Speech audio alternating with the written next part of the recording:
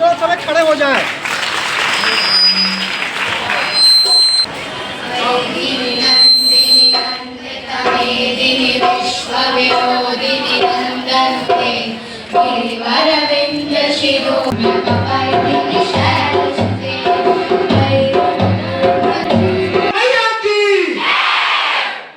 दुर्गा पूजा के अवसर पे प्रभात खबर के द्वारा संभावना के प्रांगण में इस महोत्सव का आयोजन किया गया है।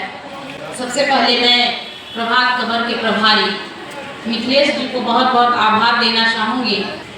ये जो देवी माँ का 9 रूप है वह हमें जीवन जीने की कला देता है, जीवन जीने की सीख देता है कि हमें अपने जीवन को सार्थक उन 9 आभाओं को समेकित करके हम अपने जीवन को सार्थक बना सकते हैं।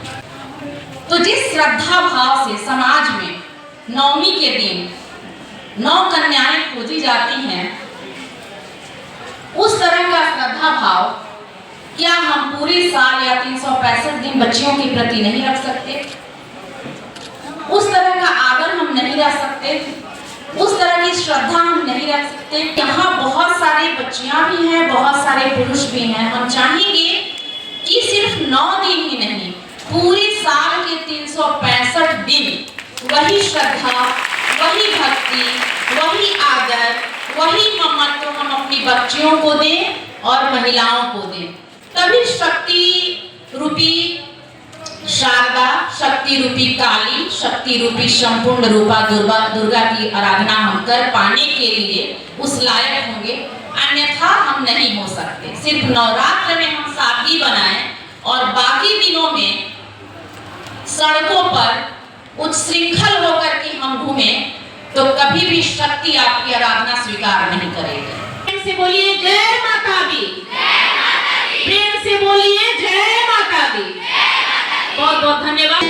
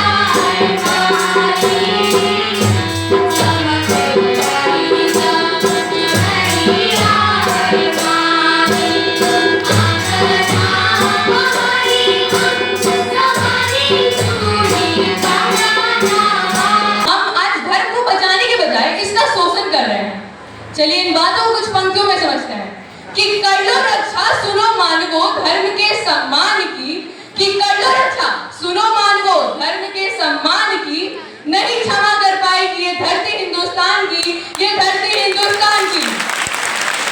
बहुत खो चुके माँ ने अपना, बहुत खो चुके माँ ने अपना, और नहीं बस और नहीं। हिंसा करने वालों से अब प्रेम भाव बस और नहीं। समझ नहीं सकते ये दानव, भाषा तो इंसान की नहीं क्षमा कर पाएगी ये धरती हिंदुस्तान की, ये धरती हिंदुस्तान की।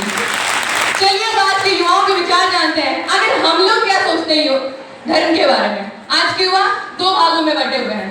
पहले जो धर्म को एक अच्छा मुद्दा बनाकर उसकी चुनौतियों को हल करने में लगे हुए हैं, और दूसरे वो अपने माता पिता से वाद विवाद करते हैं, अनावेशन करते हैं, वो इसके ऊपर सवाल करते हैं, वो धर्म को एक विद्रोह का मुद्दा बनाकर हिंसा करते हैं। ऐसे युवाओं के लिए मैं कुछ पंक्तियां कहने जा रही हूँ कि तोड़े मंदिर मस्जिद बार बार और नारी का अपमान किया, कि तोड़े मंदिर मस्जिद बार बार और नारी का अपमान किया, मानवता पर कलंक है ये जिन्होंने ऐसा काम किया, जिन्होंने ऐसा काम किया। कसम है तुम्हें तुम्हारे धर्म की और इसकी शान की, कसम है तुम्हें तुम्हारे धर्म की और इसकी शान की, नहीं क्षमा कर पाएगी ये धरती हिंदुस्तान की, ये धरती हिंदुस्तान की। अब आखिर में अपनी वाणी को विराम देने से पहले कुछ आखिर पंक्तियां कहने जा रही हूँ कि जानो अपने धर्म को और धर्म की गहराई को, कि जानो अपने धर्म को और धर्म की गहराई को। धर्म तुम्हारा है और तुम उसकी परछाई हो, तुम उसकी परछाई हो। अतः मानव सेवा से बढ़कर कोई धर्म नहीं। बहुत बहुत धन्यवाद।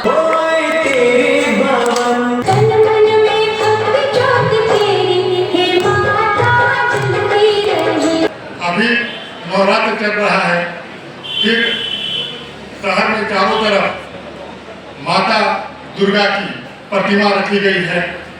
विजयादशमी होगी, उसके बाद विसर्जन होगा। मैं देखता हूँ विसर्जन में बहुत सारे लोग 9 दिन को पूजा करते हैं, पूरा हवन यज्ञ होता है, सारी चीजें होती हैं, और विसर्जन के दिन उस सारे पूजा को मिट्टी में मिला देते हैं। क्या भाई, तो भद्दे भद्दे गानों पर डांस करते हैं, नाचते हैं, कुछ लोग नशा भी करते हैं। पूजा हमें यही सिखाती है। 9 दिनों तक हम मूर्ति रखते हैं, पूजा करते हैं, पाठ करते हैं, और जब विसर्जन करना होता है तो उन सारी चीजों को भूलकर गंदी हरकत करते हैं। इससे संभावना स्कूल के बच्चों को बचना होगा। हमारी संस्कृति ये नहीं है। अगर हम 9 दिन पूजा किए तो 10वें दिन जब विसर्जन करेंगे तो वो भी भक्ति भाव से करेंगे।